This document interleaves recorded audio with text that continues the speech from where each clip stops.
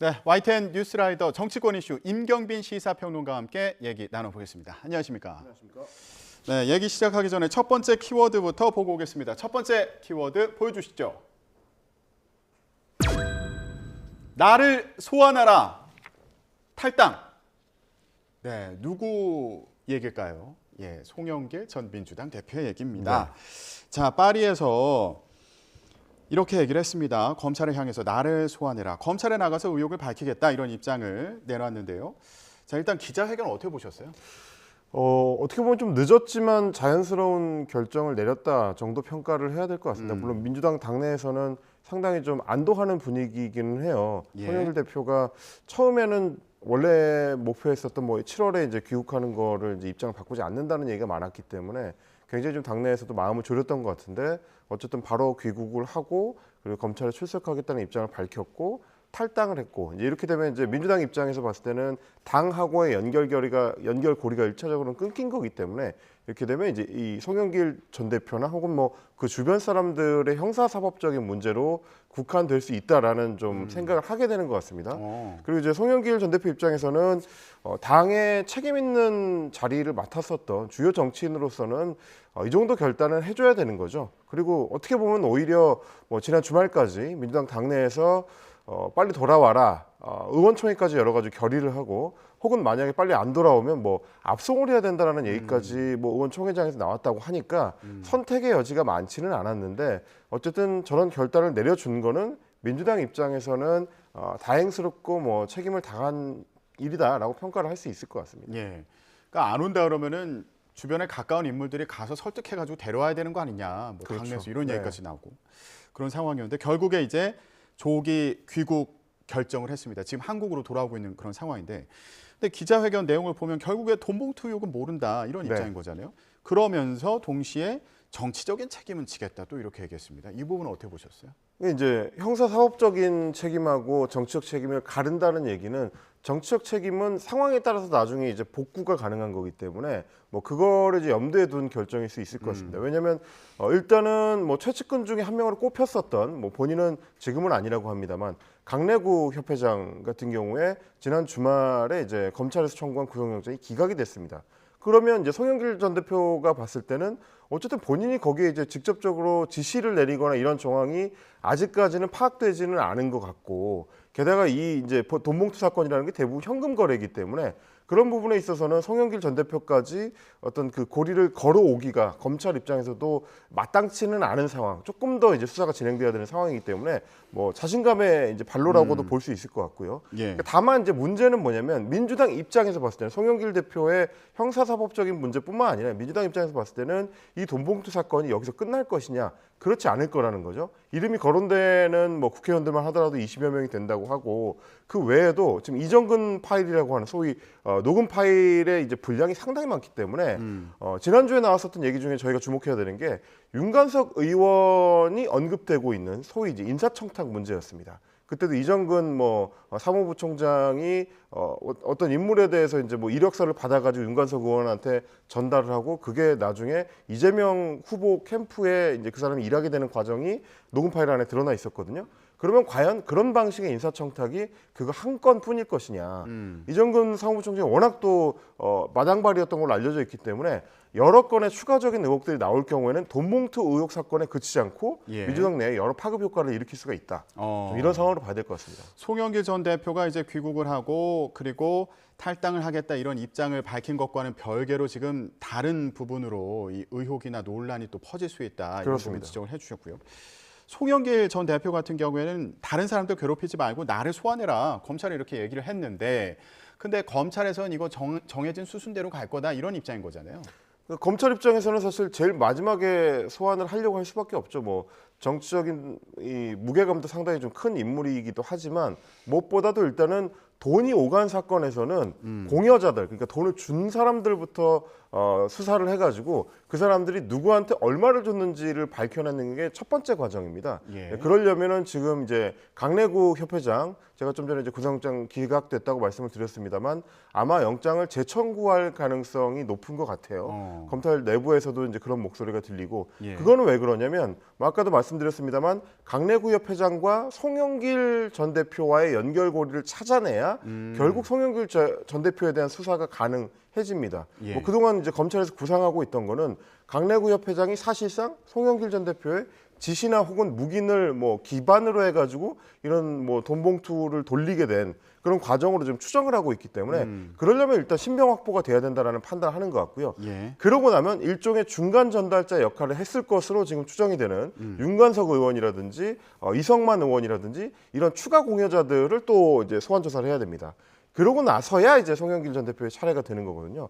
그러니까 아직까지는 수사가 속도를 지금 못 내는 데 있어서 결정적으로 좀 걸림돌이 되고 있는 강내구에 대한 신병 확보.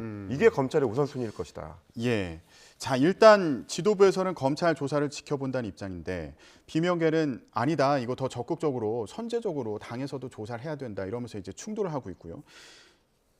그렇다면 이 지도부에 대해서 혹시 뭐 사퇴를 요구한다거나 아니면은 지금 상황에서 이거 이재명 대표 체제로 총선 치를 수 있겠냐, 요거 비대위 체제로 가야 되는 거 아니냐, 뭐 이런 목소리는 없습니까? 어떤 상황인가요?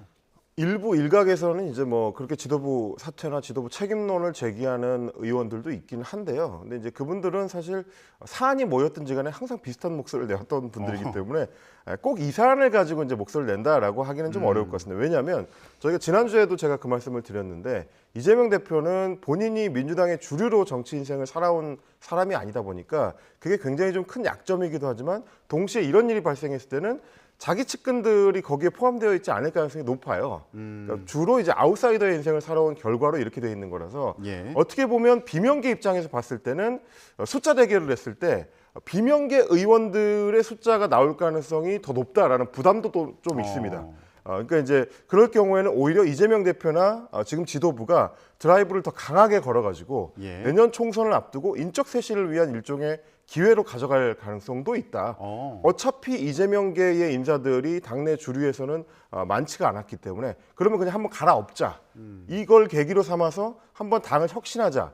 이런 움직임을 공격적으로 가지고 나올 가능성이 있기 때문에 예. 일부 의원들은 그런 얘기를 하지만 실제로는 이걸 고기로 해가지고 지도부에 대한 책임론을 강하게 제기할 가능성이 높지는 않아 보인다.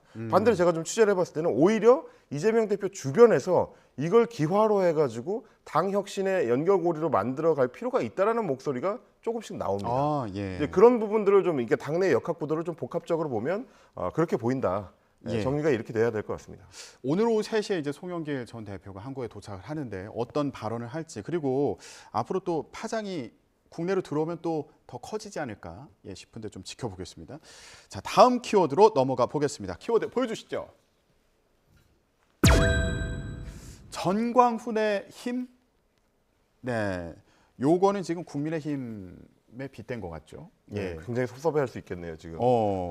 지금 국민의힘 얘기를 할 때 최근에 정광훈 목사 얘기가 많이 나오는데 전당대회 과정에서 김기현 대표를 도왔다 이렇게 정광훈 목사가 주장을 했는데 김기현 대표도 이런 부분은 이게 부정은 안 한 거잖아요. 부정을 안 했을 뿐만 아니라 심지어 이제 사실상 인정을 했습니다. 본인이 지난 3.8 전당대회 과정에서 전광훈 목사를 만나서 도움을 요청을 했다. 예. 그러면서 한 얘기가 이제 선거에 입후보한 후보자로서 도움을 요청한 것은 자연스러운 일이다. 그 일 자체가 문제는 아니다라고 이제 선을 그은 거고, 동시에 이제 그 당시에 만났을 때 전광훈 목사가 좀 무리한 요구를 했다. 향후에 공천관리위원장을 인선할 때, 내년 총선을 앞두고 공관위를 꾸릴 때 공천관리위원회에 대해서 자신의 동의를 받으라고 했다는 거예요. 근데 사실 이 얘기는 저희가 좀 익숙한 게 지난번에 황교안 대표도 비슷한 폭로를 한 적이 있는데 2020년 총선을 앞두고 정광훈 목사하고 일종의 이제 연대를 형성하고 있을 때 정광훈 목사가 그 당시에도 공천관리위원회 위원장에 본인이 원하는 인사를 꽂으라고 요구를 했었다는 거잖아요. 그러면서 이제 국회의원 10자리 정도 그 이상을 내놔라라고 했었다는 건데 이번에도 마찬가지 요구를 했었고, 그래서 이제 김기현 대표는 그건 거절했다. 그랬더니 본인을 뭐 공격하더라. 이렇게 정리를 했습니다. 예. 근데 이제 그것만으로는 지금 제기되고 있는 국민의힘을 향한 의혹을 충분히 해소하기가 좀 부족한 것이 일단 두 사람이 다 걸려 있는 게 사실상 인정이 된 셈입니다. 일단은 김기현 대표는 인정했고 김재원 최고위원 같은 경우도 뭐 최고위원에 당선되자마자 정광훈 목사 예배에 달려가 가지고 여러 좀 논란이 될 만한 발언들을 했었고요. 예. 문제가 되는데도 불구하고 반복적으로 그 얘기를 했었습니다. 그러다 보니까 그때도 제기했던 게 뭐냐면 수석 최고위원이 되는 과정에서 혹시 정광훈 목사의 직접적인 어떤 도움을 받았던 거 아니냐 이런 얘기가 있었거든요. 예. 근데 이번에 또 역시 마찬가지로 정광훈 목사가 김기현 대표 얘기할 때 김재원 최고위원의 이야기도 끼워 넣었습니다. 본인이 와가지고 광화문 집회의 그 무대에 설 수 있게 요청을 했다. 지금 이제 최고위원 이 경선 앞두고 있는 상황에서 아슬아슬하기 때문에 표를 좀 끌어모아야 된다라고 김재원 최고위원이 부탁을 했다는 거지 않습니까? 그렇다는 얘기는 지난 3.8 전당대회 과정에서 어떻게 보면 주요 후보 그것도 수석 최고위원에 당선된 사람과 당 대표에 당선된 사람이 다 정광훈한테 달려갔다.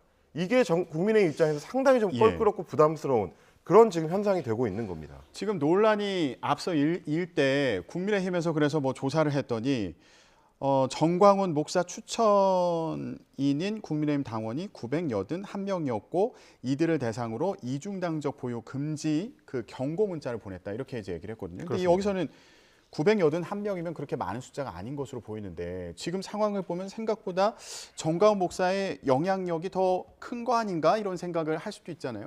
이걸 좀 갈라서 봐야 되는데요. 그러니까 신규 당원 가입을 할 때 당원 가입 그 요청서에 뭐 여러 가지를 씁니다만은 뭐 인적 사항이나 이런 걸 씁니다만 마지막에 이제 추천인 해가지고 누가 나를 추천해서 국민의힘에 가입하게 됐는지를 쓰게 돼 있거든요. 예. 거기에 전광훈이라는 이름을 쓴 사람만 출연한 겁니다.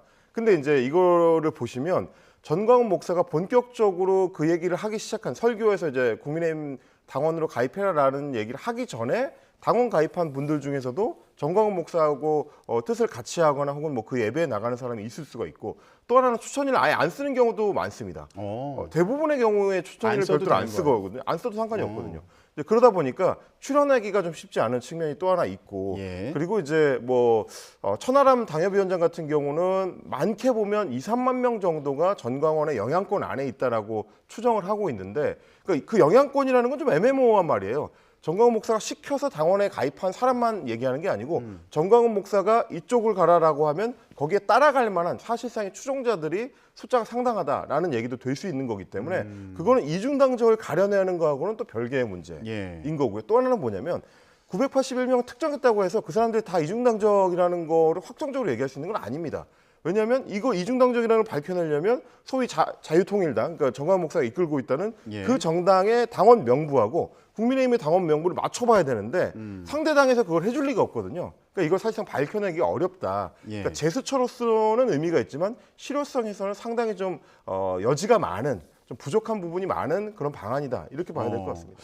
그러면 국민의힘에서는 일단 이런 식으로 뭐 조치를 하고 있다 이런 움직임은 보여주고 있는데 실질적으로 논란은 지금 계속되고 있는 거잖아요. 정광훈 목사의 영향력이 큰 거 아니냐, 뭐 영향을 받는 거 아니냐 이런 의심을 하는 경우도 이제 생기게 되는데 이거를 확실히 끊어낼 수 있는 방법이 있을까요?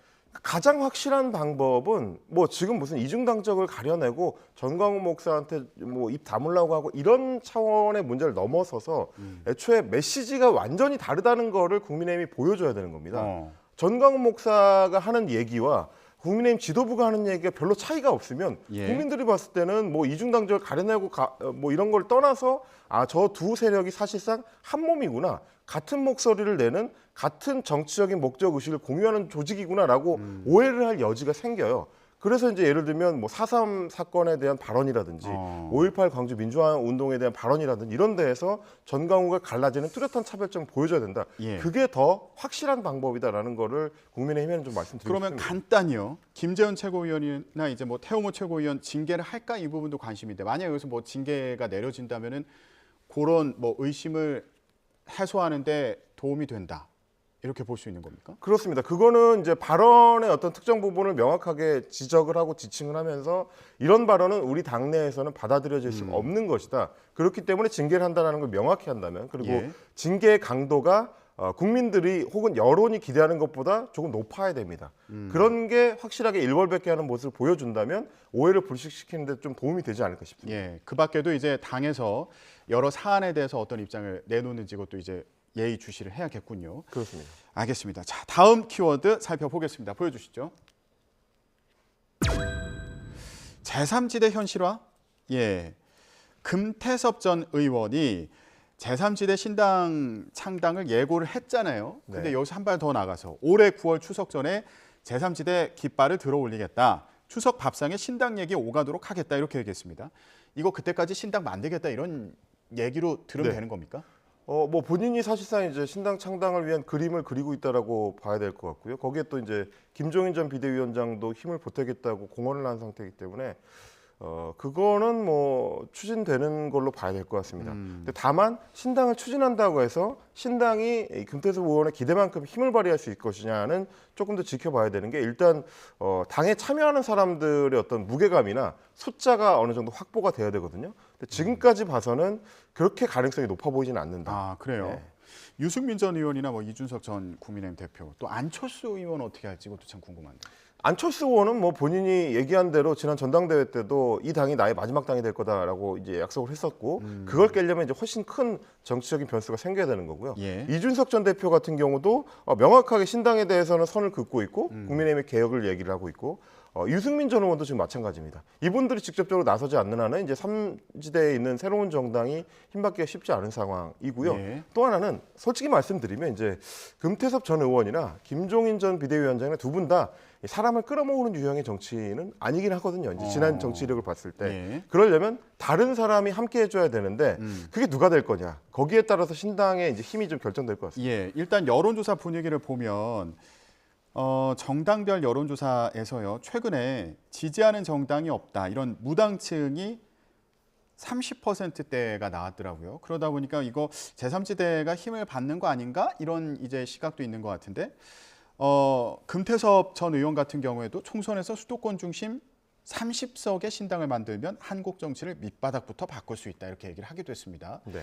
일단 여론조사를 보면은 무당층도 많고 금태섭 전 의원도 이거 수도권에서 30석을 얘기했잖아요. 네. 자신감을 나타낸 것 같기도 한데 좀 전망 어떻게 하십니까? 굉장히 쉽지 않습니다. 지금 봐서는 이렇게 가능성이 높지 않다고 말씀을 드릴 수밖에 없는데 왜 그러냐면 우리 그 정당 정치 내에서 항상 우리 유권자층의 30% 정도는 무당층에 남아 있다가 총선 직전에 결정을 하는 경향을 늘 보여왔어요. 네. 제가 이제 어제도 이제 방송 준비를 하면서 지난 여론조사들을 좀 비교를 해봤는데 금태섭 의원이 얘기하는 그 이제 퍼센테이지라는 게 이제 한국갤럽이나 뭐 이런 그 여론조사 결과를 말씀하시는 거거든요. 근데 2016년에도 그렇고 2020년에도 그렇고 총선 1년 전에 여론조사를 보면 이제 무당층이라고 응답한 비율이 25%에서 30% 정도로 왔다 갔다 합니다. 지금하고 거의 유사해요. 예. 그리고 이제 그게 시간이 갈수록 점점 양당으로 이제 흩어지는 양상을 보이는데 다만 말씀드릴 수 있는 거는 항상 제3당에 대한 어떤 갈증이 우리 유권자층에는 있다. 그래서 당의 이름은 달리할 뿐이지 항상 제3당이 일정 부분의 의석수는 차지한 전례가 있습니다. 예를 들면 2016년에 국민의당의 돌풍도 그 기반 위에서 가능했었던 거고 조금 더 거슬러 올라가면 2004년에 민노당, 민주노동당이라든지 그 뒤에 뭐 정의당의 존재감, 정의당도 항상 이제 보시면 이제 총선이나 혹은 지방선거에서 5% 내지 많이 나올 때 10% 전후를 득표를 하거든요.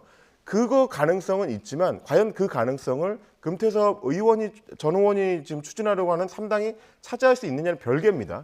그럼에도 불구하고 가능성이 남아있는 건 맞다. 하지만 그 가능성이 30%냐? 그건 또 다른 문제라는 거죠. 누가 함께하느냐 이것도 그렇습니다. 중요하게 봐야 된다. 알겠습니다. 자, 정치권 이슈 이렇게 정리하겠습니다. 지금까지 임경빈 시사평론가와 함께 얘기 나눠봤습니다. 고맙습니다. 감사합니다.